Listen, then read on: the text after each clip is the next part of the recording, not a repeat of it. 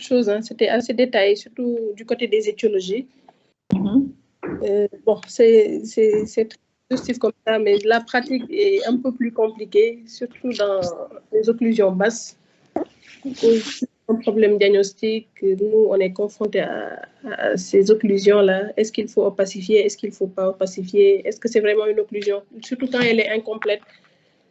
On a eu récemment un cas de diaphragme duodénal où des fois ça passait, des fois ça ne passait pas.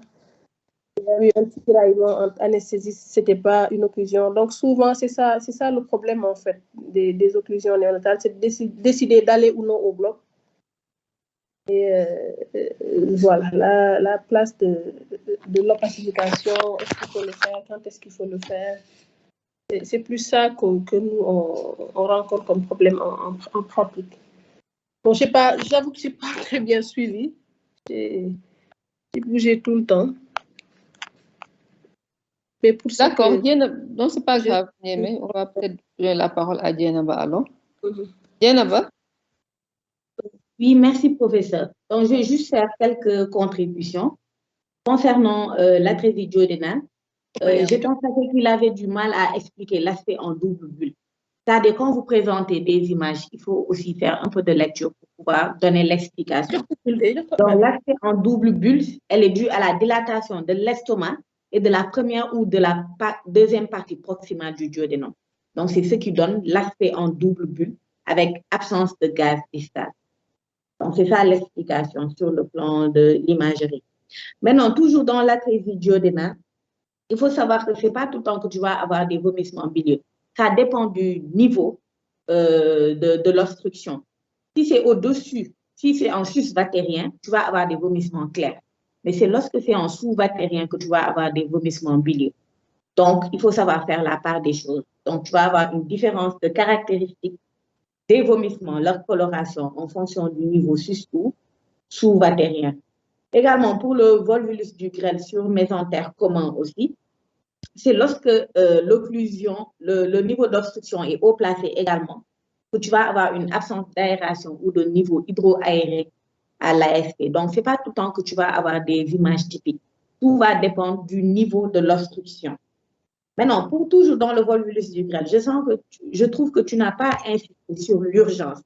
Tu as dit qu'il y a une nécrose, mais il faut dire que c'est une urgence qui est horaire. Parce que plus tu tardes, plus le risque de nécrose est présent. Donc, il faut le suspecter devant tout enfant qui a des vomissements bilieux, mais qui a un abdomen qui est distendu, très douloureux, associé à des rectorragies. Donc, dès que vous avez ces signes-là, il faut essayer de poser le plus rapidement possible le diagnostic et transférer rapidement pour qu'il y ait une meilleure prise en charge et améliorer ainsi le pronostic vital et fonctionnel.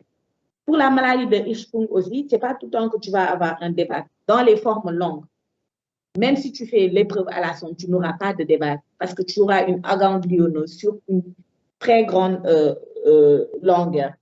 Pour les formes totales aussi, lorsque tu vas faire le lavement, une des particularités, c'est que tu auras une absence d'ostration dans ce cas-là. Mais dans tous les cas, le lavement, en dehors de la disparité dont tu as parlé, et je vois que tu as insisté, vous n'avez insisté que sur cela, ça montre aussi la longueur du segment qui est pathologique. Donc déjà, on peut à peu près deviner la longueur de segment pathologique sur lequel on devra agir.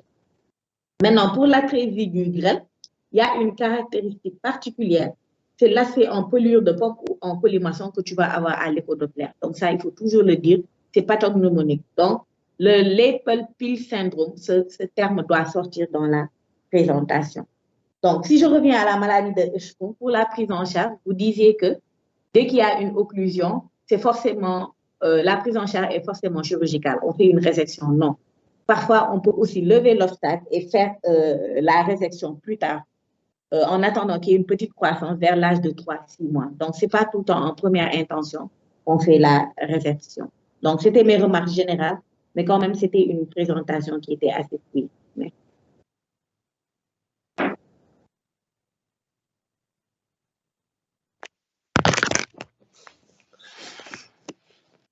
Excuse-moi, Dienaba, tu as fini?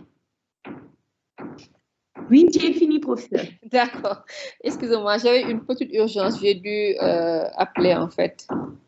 Voilà, donc cette image, j'ai retenu juste avant que je prenne le coup de fil, il y avait l'image d'un pupille là dont tu parles, c'est important, aspect en tire-bouchon, et il me semble que j'avais cette image-là quelque part.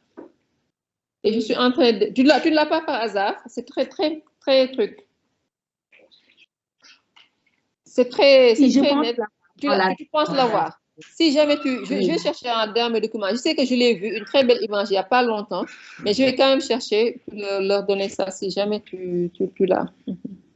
En fait, si jamais voilà, qu'on leur donne cela.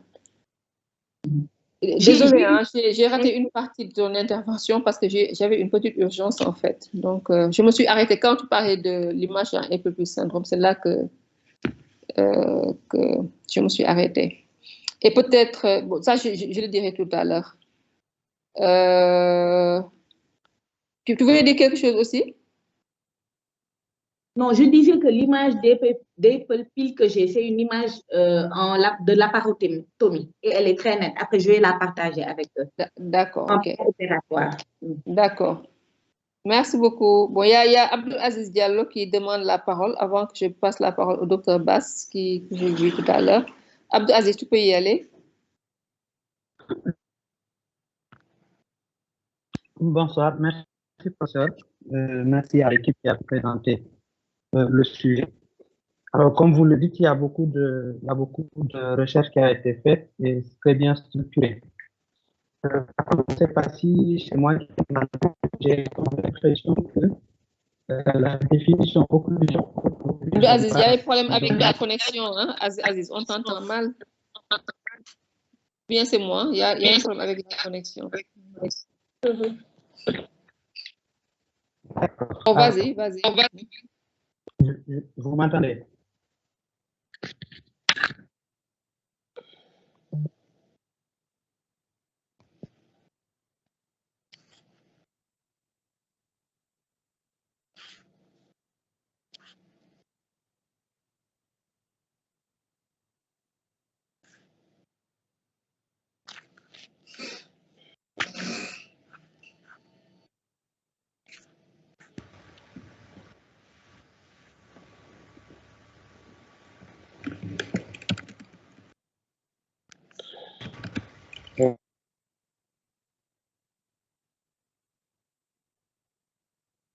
Abdou Aziz, on t'écoute. Bon, okay.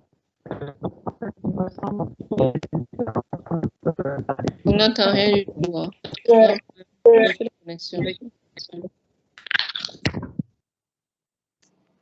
Je crois qu'il a un problème avec sa connexion. Ouais. Bon, est-ce que peut-être on va... Docteur Bass, tu peux intervenir? Alors, professeur, non, c'est bon, je pense que l'essentiel a été dit. J'ai eu quelques coupures là dans le suivi. Le temps de faire un tour à l'hôpital là. J'ai pas suivi l'intégralité de la présentation, mais je pense que Dienaba en a fait quand même un résumé assez succinct. Je vous laisse la parole. Oui, peut-être, merci beaucoup.